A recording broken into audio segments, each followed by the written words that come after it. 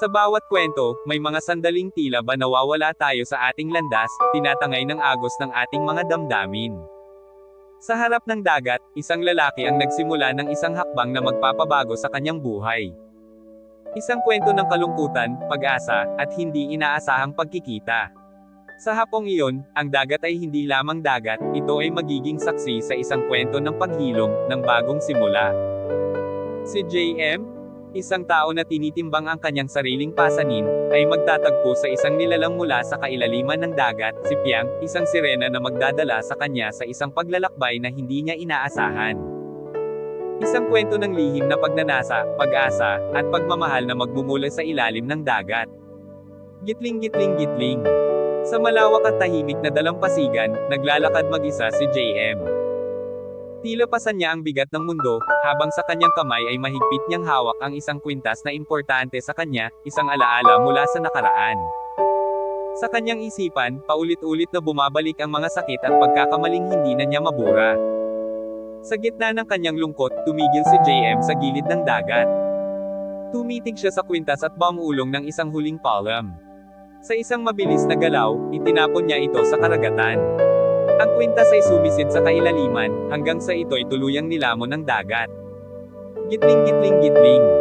Sa ilalim ng tubig, may isang nilalang na tahimik na nakamasid. Si Piang, isang sirena na nagbabantay sa kanyang teritoryo, ay namangha sa nakita.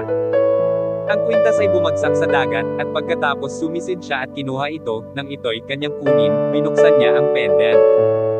Sa loob nito, nakita niya ang larawan ng isang lalaki at babae, isang piraso ng kwento ni JM na hindi niya maipaliwanag. Habang ang kwintas ay hawak ni Piang, si JM naman ay nakatayo pa rin sa dalampasigan, pilit na nilalabanan ang sakit sa kanyang puso. Ngunit ang bigat ng kanyang damdamin ay tuluyang nanag.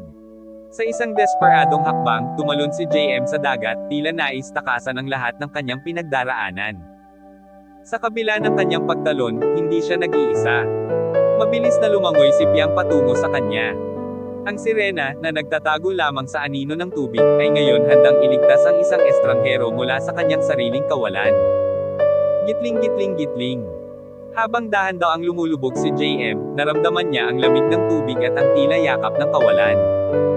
Subalit bago tuluyang magdilim ang lahat, naramdaman niya ang malambot na kamay ni Piang na mahigpit siyang hinayla pataas.